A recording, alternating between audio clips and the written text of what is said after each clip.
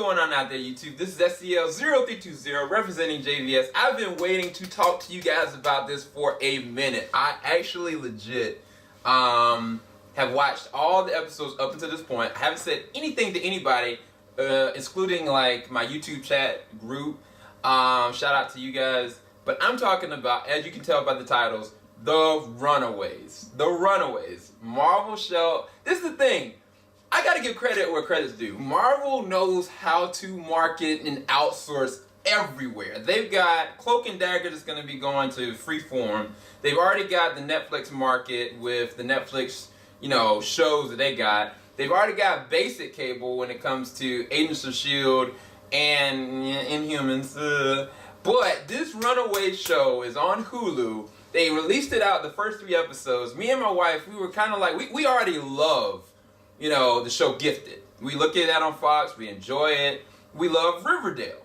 What the Runaway show is able to do is take the serious and the tone and the plot and story and merge it with the dramatic and the rawness of Riverdale and merge it two together.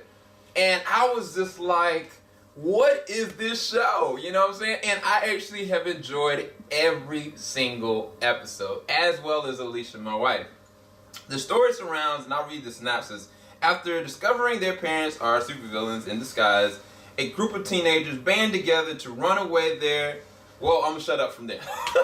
Because this synopsis is messed up synopsis, because it's not what has happened up until this point. So I don't want to read it anymore. Either way, you got characters in Carolina, Nico, Gert, Chase, and who's the other 3 characters? Alex, Molly, and I feel like I'm missing somebody else.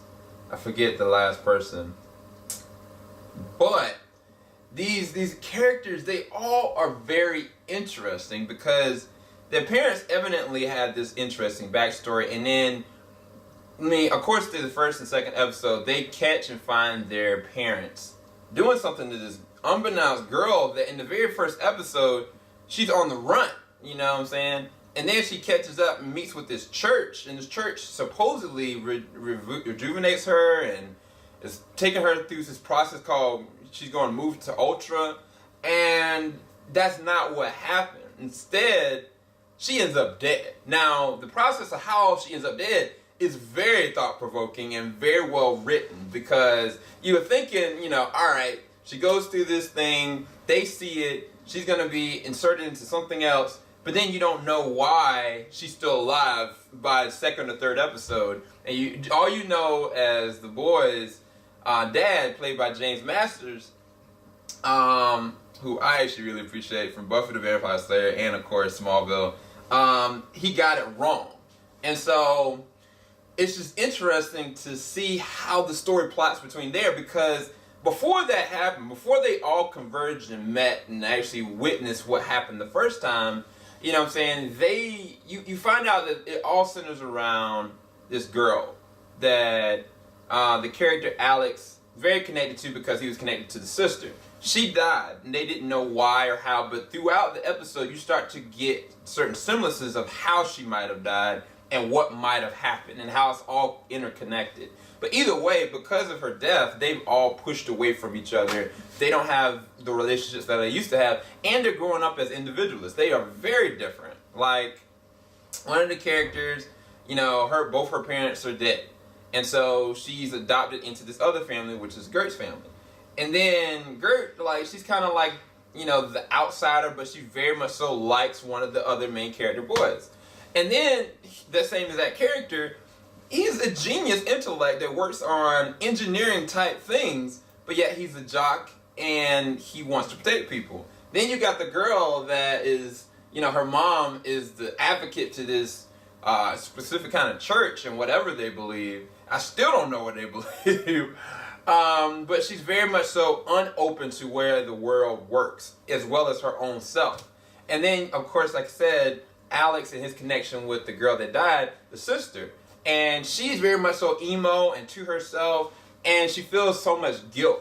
And I think that what they did very well for this series is they build up on a very strong foundation in the sense that you got all these different characters that are very interesting that you don't know anything about. And then on top of that, you add every single one of these adults that have their own dirt that you get to slowly see it expand out.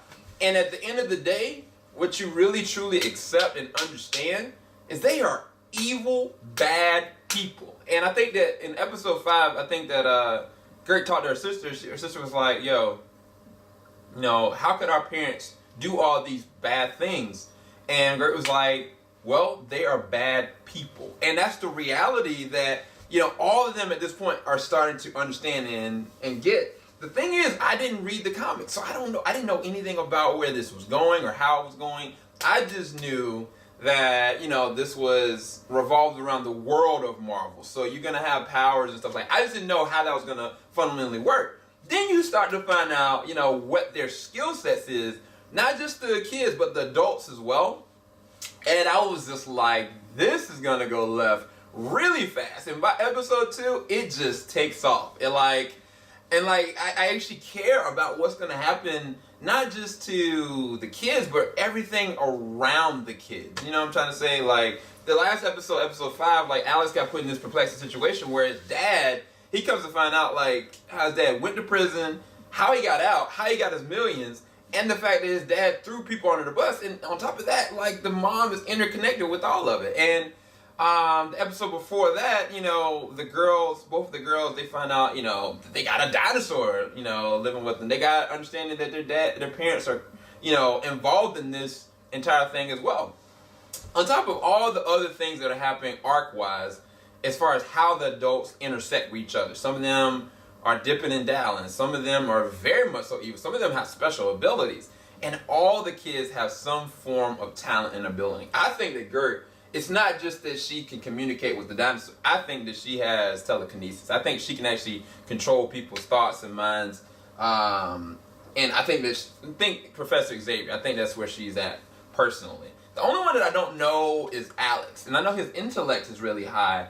But I just don't know yet. But either way, it's just going to be very interesting to see where this stuff goes. Because half the group already has powers, you know what I'm saying? And I have enjoyed every single episode. I'm not even going to give rating numbers on them. I can just tell you that the plot is thought-provoking. It's entertaining. There are moments where it kind of gets really, how do I put it, bubbly in terms of tone sometimes, where it's like, okay, I'm going to make this decision, this really life-altering decision, but then I'm going to act like a kid, And I guess that's how a kid would react. But I'll give you an example. When Alex and his girlfriend, well, soon-to-be girlfriend, when they first find the staff, and she was like, I'm going to make it snow in here. I was sitting there thinking to myself, y'all need to leave. Put the thing back, leave it somewhere, don't talk about it. They sitting there trying to clean up. I was like, how y'all think y'all going to clean up this snow in time? That's unrealistic. You know what I'm saying? That's what I mean by bubbly.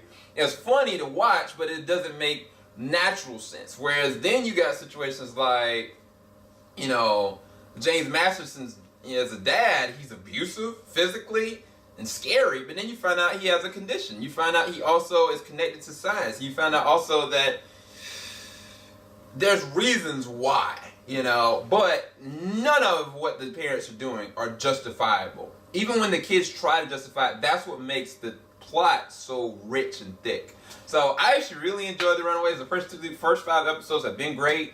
If I had to give them as a whole right now, just as a season as is, I give it a 9.5 out of 10. I think it's actually really legit. You haven't seen it, definitely recommend you go and check out the Runaways. Keep it locked. JVS ain't gonna stop. I gotta go, you guys. Peace.